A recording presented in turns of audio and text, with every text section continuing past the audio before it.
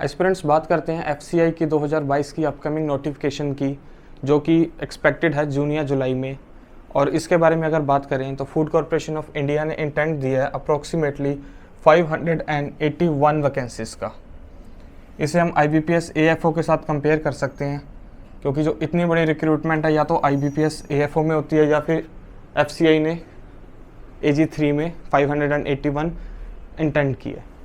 तो बात करते हैं आज हम क्या बात करेंगे। आज हम बात करेंगे इसके सिलेबस के बारे में, एलिजिबिलिटी के बारे में, एग्ज़ाम पैटर्न के बारे में, और सबसे इम्पोर्टेंट चीज़ आज हम देखेंगे सैलरी स्लिप्स। अगर आप AG3 असिस्टेंट ग्रेड 3 ज्वाइन करते हैं तो आपको कितनी सैलरी मिलेगी इन हैंड ज्वाइन करते ही। बात करते हैं प्रीवियस ईयर नोटिफिकेशन की, जो 2019 में एग्ज़ाम हुआ था FCI का। उसमें भी AG3 की पोस्ट निकली थी, टेक्निकल की पोस्ट थी वो। और उसमें क्या था एग्ज़ाम पैटर्न, उसको डिस्कस करते हैं। तो जो 2019 में वैकेंसीज निकली थी FCI की, उस पोस्ट का नाम था असिस्टेंट ग्रेड 3 टेक्निकल। अब देखते हैं इसकी एलिजिबिलिटी।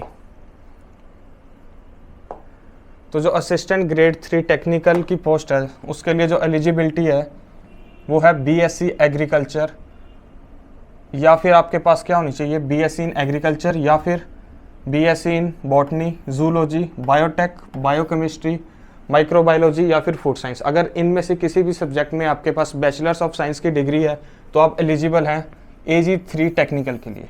या फिर आपके पास क्या होनी चाहिए BTech होनी चाहिए, किस में, फूड साइंस में, फूड साइंस एंड टेक्नोलॉजी में, एग्रीकल्चर इंजीनियरिंग में, या फिर बायोटेक्नोलॉजी में। अगर आपके पास BTech है इनमें से किसी भी सब्जेक्ट में से, तो भी आप एलिजिबल हो असिस्टेंट ग्रेड पोस्ट 3 के लिए।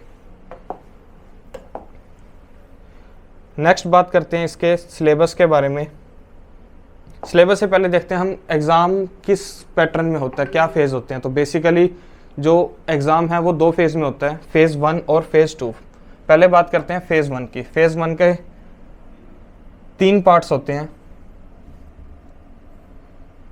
जिसमें होती है इंग्लिश, रीजनिंग और न्यूमेरिकल एप्टीट्यूड। ये टोटल जो होते हैं 100 क्वेश्चंस होते हैं, 100 मार्क्स के, जिसमें नेगेटिव मार्किंग भी होती है। और आपको टाइम जो मिला जाता है वो दिया जाता है 60 मिनट।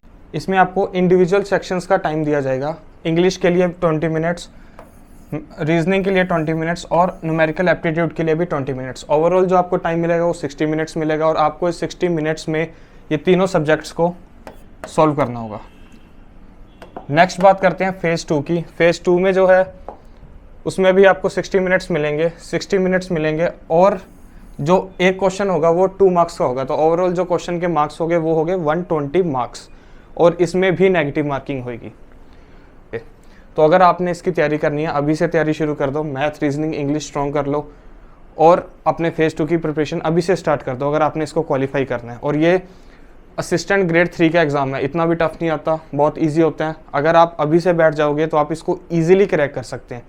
अब देखते हैं हम इसके सिलेबस के बारे में। सिलेबस क्या है हमारा।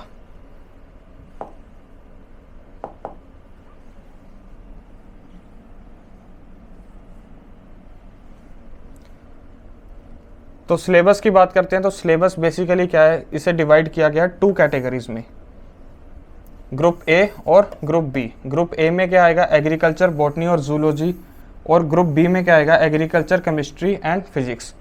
तो जो आप अडॉप्ट कर सकते हो भाई आपने किस ग्रुप में से एग्जामिनेशन को अटेंड करना है। आप एग्रीकल्चर, बॉटनी और जूलॉजी भी ले सकते हैं, या फिर क्या कर सकते हैं एग्रीकल्चर, केमिस्ट्री एंड फिजिक्स। लेकिन दोनों में कॉमन क्या है, कॉमन है एग्रीकल्चर।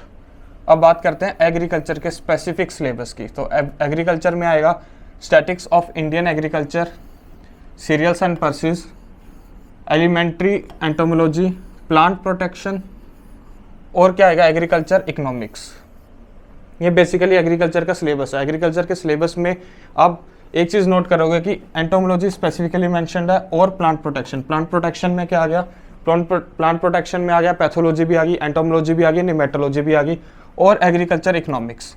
ये तो आ गया एग्रीकल्चर का सिलेबस। इसके साथ साथ आपको कवर करना पड़ेगा बॉटनी का भी, जूलॉजी का भी, केमिस्ट्री का भी, फिजिक्स का भी। ये बेसिकली हम सब ने +2 में पढ़ी होती है। या तो आप बायोलॉजी स्ट्रीम से होगे तो आपने बॉटनी, जूलॉजी पढ़ी होगी। अगर आप मैथ स्ट्रीम से हैं तो आपने बीएससी फर्स्ट ईयर में भी जूलॉजी बॉटनी जरूर पढ़ी होगी। तो आप ऑप्ट कर सकते हैं, या तो आप एग्रीकल्चर के साथ बॉटनी और जूलॉजी ले सकते हैं, या फिर एग्रीकल्चर के साथ आप ले सकते हैं केमिस्ट्री और फिजिक्स। अब बात करते हैं सबसे इंपॉर्टेंट चीज़, आपको सैलरी कितनी मिलेगी। तो हम देखते हैं सैलरी स्लिप।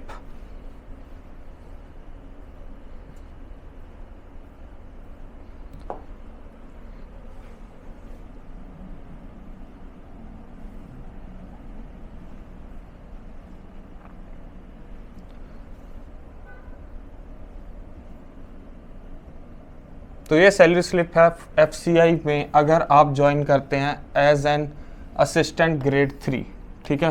तो जो आपकी बेसिक पे होगी वो होगी 28,200। ये सिर्फ आपकी बेसिक पे है, इस पे आपको टीए मिलेगा, डीए मिलेगा और काफ़ी सारे अलाउंसेस मिलेंगे। तो आपकी सिर्फ बेसिक पे जो होगी वो होगी 28,200। इसके में अगर हम एचआरए की बात करें तो वो आपको अप्रॉक्सीमेटली 8,460 मिलेगा। और सभी अलाउंसेस की बात करें और टोटल जो ग्रोस सैलरी है वो आपकी हो जाएगी अप्रॉक्सीमेटली 48,222। अब इसमें से क्या है, कुछ डिडक्शंस होती हैं। डिडक्शंस किस लिए, पीएफ फंड के लिए भी होती हैं। और अगर वो हम डिडक्शंस को निकाल दें तो वो कितनी डिडक्शंस होंगी, वो होगी 5,482। टोटल डिडक्शंस करने के बाद जो आपकी इन हैंड सैलरी होगी, इन हैंड सैलरी आपकी होगी वो होगी 42,740, जो कि एक हैंडसम अमाउंट ऑफ सैलरी है। आपको ज्वाइन करते ही 42,000 रुपीज़ इन हैंड मिलेगा, यानी कि डेली देखें तो लगभग 1,400 रुपीज़ पर डे। चाहे सैटरडे को छुट्टी है, संडे को छुट्टी है, तो भी आपको 1,400 रुपीज़ पर डे आपको मिलेंगे।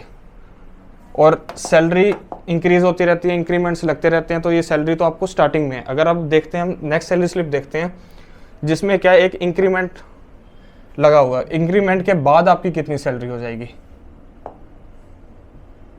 तो इंक्रीमेंट के बाद आपकी सैलरी हो जाएगी 29,050।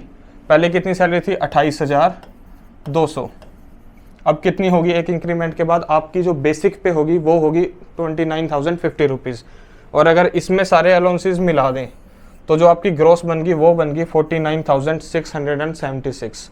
अब इसमें से अगर हम कुछ डिडक्शंस करें, जो डिडक्शंस होती है वो लगभग 5,600 के आसपास होगी। और डिडक्शन के बाद जो आपकी इन हैंड सैलरी है, इन हैंड सैलरी होगी आपकी 44,000। तो आप एक इंक्रीमेंट के बाद सीधा आपकी 42 से 44,000 होगी। और इसे इंक्रीमेंट्स लगते रहेंगे और आपकी सैलरी इंक्रीज़ होती रहेगी। अब देखते हैं नेक्स्ट सैलरी स्लिप मैनेजर की पोस्ट का। अगर आप एज अ मैनेजर ज्वाइन करते हैं एफसीआई में तो आपकी पोस्ट, आपकी सैलरी कितनी होगी। अगर आप एफसीआई में एज अ मैनेजर ज्वाइन करते हैं तो आपकी जो बेसिक पे होगी वो होगी 40,000 रुपीज़। 40,000 रुपीज़ आपकी बेसिक पे होगी। और अगर इसमें हम सारे अलाउंसेस मिला दें तो ओवरऑल जो आपकी ग्रोस सैलरी बन जाएगी वो बन जाएगी 68,400। अब इसमें से डिडक्शंस होंगी कुछ पीएफ फंड्स के लिए, ठीक है। तो डिडक्शंस लगभग कितनी होगी, 10,000। तो जो आपको इन हैंड सैलरी मिलेगी, नेट सैलरी जो आपकी होगी वो होगी 57,600। ये सैलरी है अगर आप एज एन मैनेजर ज्वाइन करते हैं।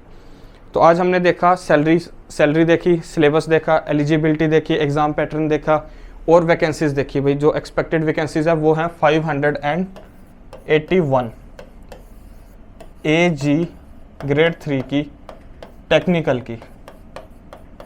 टेक्निकल मीन्स बीएससी एग्रीकल्चर के लिए स्पेसिफिकली, या फिर बीएससी केमिस्ट्री, या फिर बीटेक फूड टेक्नोलॉजी के लिए। अगर आपने इसकी तैयारी करनी है तो आप अभी से तैयारी शुरू कर लीजिए, क्योंकि इसका एग्ज़ाम इतना टफ नहीं आता। दूसरी बात, इसमें जो ओवरऑल कट ऑफ बनेगी वो फेज़ 1 और फेज़ 2 के एग्ज़ाम से बनेगी। आपको अभी से मैथ, रीजनिंग, इंग्लिश स्ट्रॉन्ग करना होगा, अपने एग्रीकल्चर में ध्यान देना होगा और जूलॉजी और बॉटनी पे भी ध्यान देना होगा।